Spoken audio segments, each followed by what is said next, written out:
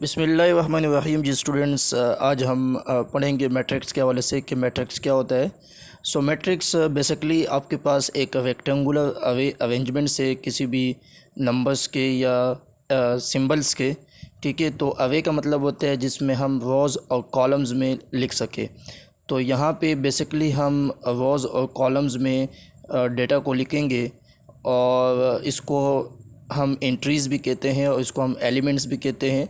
सो matrix की बहुत सारी एप्लीकेशंस आपके पास है इंजीनियरिंग के अंदर, फ़िज़िक्स के अंदर, इकोनॉमिक्स के अंदर, स्टैटिस्टिक्स के अंदर और डिफरेंट्स जो मैथमेटिक्स की ब्रांचेज़ है। और इसी के साथ जो इम्पोर्टेंट इसकी एप्लीकेशन है वो कंप्यूटर ग्राफिक्स के अंदर है कि जिसमें हम रोटेशंस या ट्रांसफॉर्मेशन ऑफ इमेजेस की रोटेशंस या उसको ट्रांसफॉर्म करना, ये हम करते हैं मैट्रिक्स से। इंट्रोडक्शन के बाद हम आते हैं टाइप्स ऑफ मैट्रिक्स से, लेकिन इससे पहले आपको ये मालूम होना चाहिए कि अगर हम इसको हॉरिजॉन्टल डेटा को देखें, जैसे कि यहाँ पे 1 2 3, तो ये आपके पास रोज़ हैं। और अगर इसको हम वर्टिकली देखेंगे ऊपर से, तो ये हमारे पास क्या कहलाते हैं, कॉलम। और इसी के साथ स्टूडेंट्स ये भी आपको मालूम होना चाहिए कि ऑर्डर ऑफ मैट्रिक्स या डायमेंशन ऑफ मैट्रिक्स या साइज़ ऑफ मैट्रिक्स क्या है। कि स्टूडेंट्स यहाँ पे आप अगर पहले एग्जांपल के ऊपर देखें 1 2 3, तो यहाँ पे 1 रो है और 3 आपके पास कॉलम्स है। तो ये आपका ऑर्डर कहलाता है 1/3। फर्स्ट आपका रो काउंट होगा, सेकंड आपका कॉलम काउंट होगा। तो सेकंड पे आप देख सकते हो कि यहाँ पे 1 कॉलम है, 3 रोज़ है, हॉरिजॉन्टल रोज़ होती है, वर्टिकल आपके पास कॉलम्स होते हैं। और अगर थर्ड पे देखें तो यहाँ पे स्टूडेंट्स आपके पास 2 रोज़ और 3 कॉलम्स है। तो ये आपको पता होना चाहिए, इसको हम क्या कहते हैं, डायमेंशन या साइज़ ऑफ द मैट्रिक्स या ऑर्डर ऑफ मैट्रिक्स।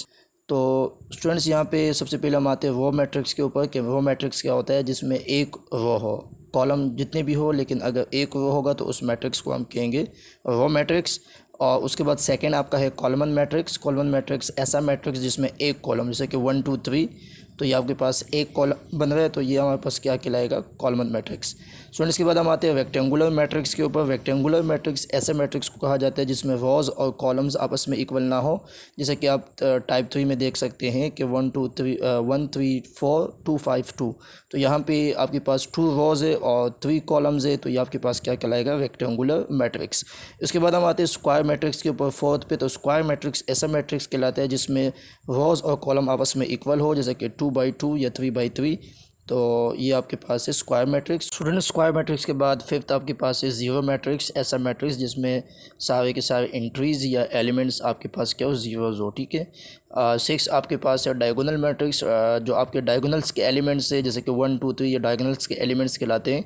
ये आपके पास नॉन ज़ीरो होंगे, बाकी सब ज़ीरोज़ होंगे। स्टूडेंट्स अब हम आते हैं स्केलर मैट्रिक्स के ऊपर। तो स्केलर मैट्रिक्स भी जो मेन डायगोनल्स के एलिमेंट्स है वो क्या होंगे, सेम होंगे, यानी एक जैसे होंगे, जैसे कि 2 2 आपके पास है, ठीक है, बाकी ज़ीरोज़ होंगे।